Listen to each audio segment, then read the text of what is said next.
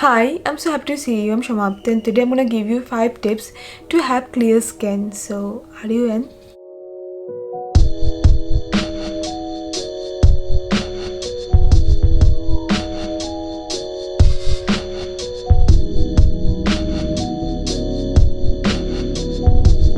Number 1, set your skincare goal. You need to know what you want from your skincare routine. Approach the issue step by step.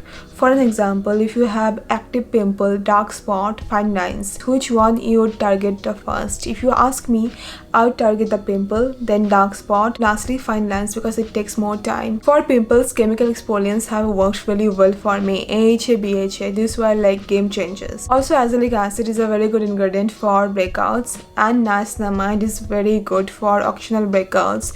Even it can reduce dark spots. And I have a very good niacinamide recommendation for you, and for that I'm working with Plum, and this video is sponsored by Plum. And I have been trying out their 10% niacinamide serum with rice water. This serum has all my favorite ingredients for clear and glowing skin.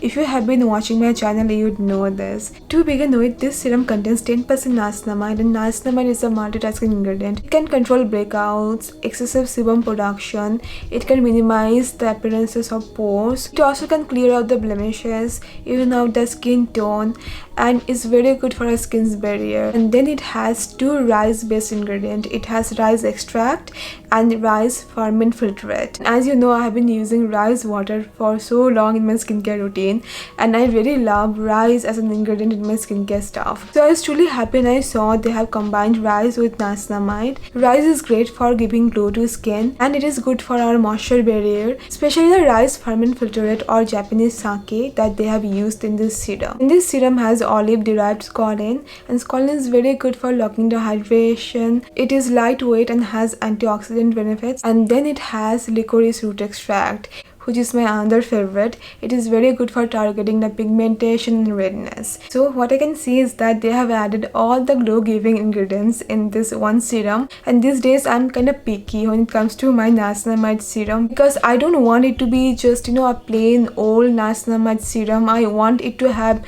more good ingredients other than niacinamide, and this serum has that. It also has caffeine, vitamin E, sodium hyaluronate, glycerin. This serum has milky texture, but it doesn't feel sticky. It hydrates the skin really well, and it absorbs quickly. It almost has this serum mist emulsion kind of consistency.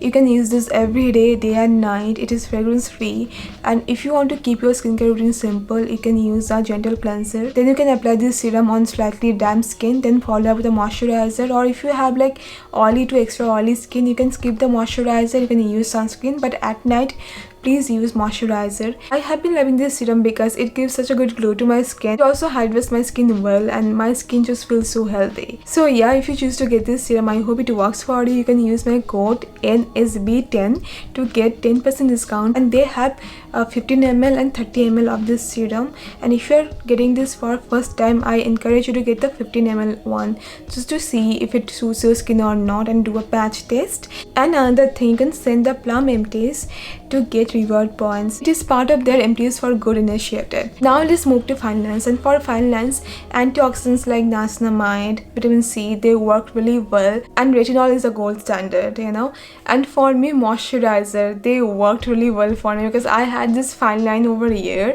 and I slathered myself in moisturizer for years. I mean, if you're looking for minimizing the fine lines, it takes time. I apply serums that are rich in antioxidants, then I move to my moisturizers, and I have noticed my fine lines, they have reduced to like almost none.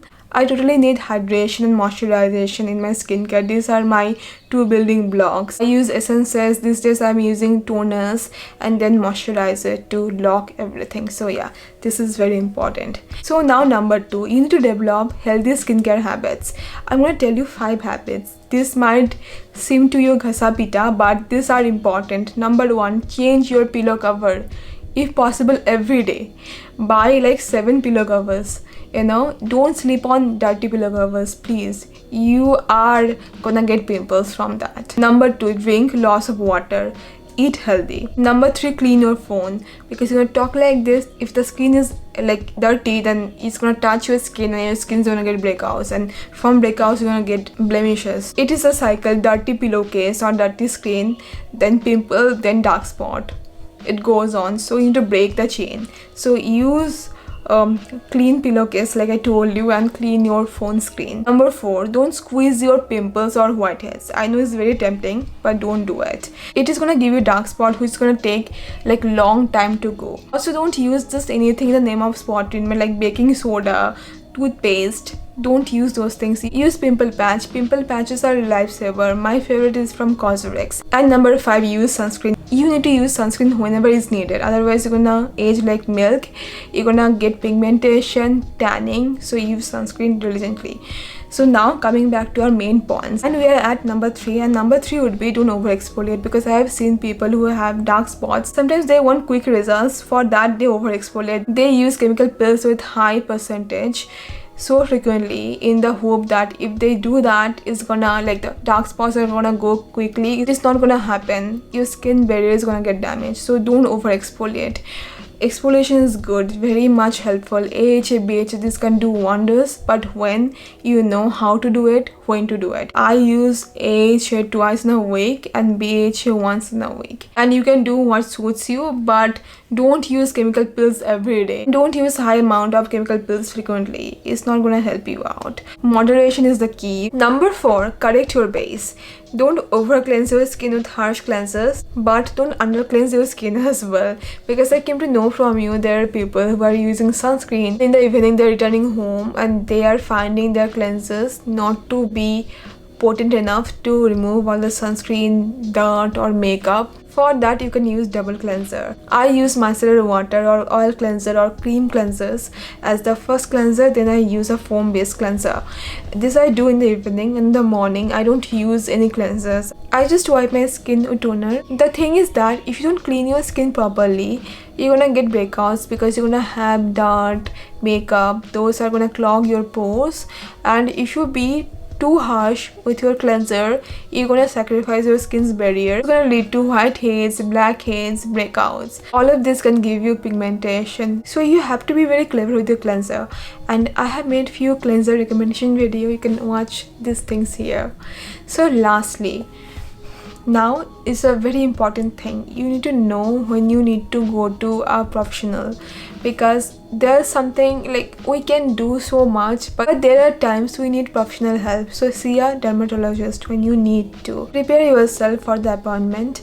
Jot down your questions, like what you want to ask the doctor, and see if you're not comfortable with one doctor, you can go to another doctor. Because I get to hear from people that okay, I went to this doctor, he or she didn't listen to me and we couldn't communicate well. It is very crucial for you to communicate with a doctor, because she or he needs to understand your issue and you need to be comfortable with the solution that she or he is giving to you. Because there are people who told me, okay, I went to this doctor and this person gave me this and that, but now I don't know should I use it or not. And my question is like, if you're not comfortable, why you didn't tell the person? Like, why didn't you tell your doctor that you're not comfortable, so the doctor, she or he, has the chance or scope to explain? But also there are cases like I heard there is this miscommunication, that the doctor couldn't understand the issue, the confusion the patient has,